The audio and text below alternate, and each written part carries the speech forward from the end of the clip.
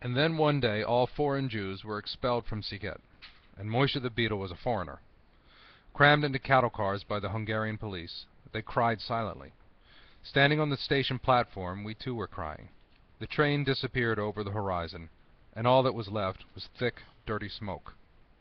Behind me, someone said, sighing, "What do you expect? That's war." The deportees were quickly forgotten. A few days after they left, it was rumored that they were in Galicia, working, and even that they were content with their fate. Days went by, then weeks and months. Life was normal again. A calm, reassuring wind blew through our homes. The shopkeepers were doing good business, the students lived among their books, and the children played in the streets. One day, I was about to enter the synagogue. I saw Moishe the Beetle sitting on a bench near the entrance. He told me what had happened to him and his companions. The train with the deportees had crossed the Hungarian border, and once in Polish territory, had been taken over by the Gestapo. The train had stopped. The Jews were ordered to get off and onto waiting trucks. The trucks headed toward a forest. There, everybody was ordered to get out. They were forced to dig huge trenches. When they had finished their work, the men from the Gestapo began theirs. Without passion or haste, they shot their prisoners, who were forced to approach the trench one by one and offer their necks. Infants were tossed into the air and used as targets for the machine guns. This took place in the Galician forest near Colome. How had he, Moishe the Beetle, been able to escape? By a miracle. He was wounded in the leg and left for dead.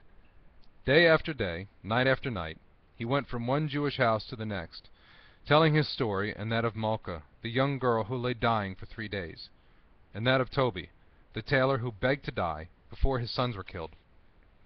Moishe was not the same. The joy in his eyes was gone. He no longer sang. He no longer mentioned either God or Kabbalah. He spoke only of what he had seen. But people not only refused to believe his tales, they refused to listen. Some even insinuated that he only wanted their pity, that he was imagining things. Others flatly said that he had gone mad. As for Moishe, he wept and pleaded, "Jews, listen to me. That's all I ask of you. No money, no pity. Just listen to me." He kept shouting in synagogue, between the prayer at dusk and the evening prayer. Even I did not believe him. I often sat with him after services and listened to his tales, trying to understand his grief, but all I felt was pity. "They think I'm mad," he whispered, and tears like drops of wax flowed from his eyes. Once I asked him the question, "Why do you want people to believe you so much? In your place, I would not care whether they believed me or not."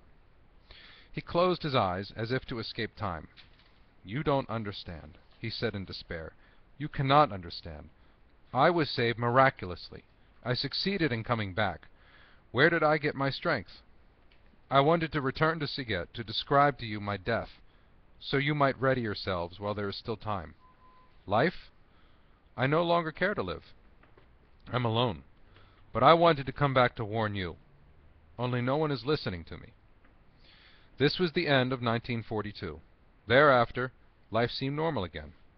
London radio, which we listened to every evening, announced encouraging news: the daily bombings of Germany and Stalingrad, the preparation of the Second Front, and so we, the Jews of Siget, waited for better days that surely were to come, that surely were soon to come.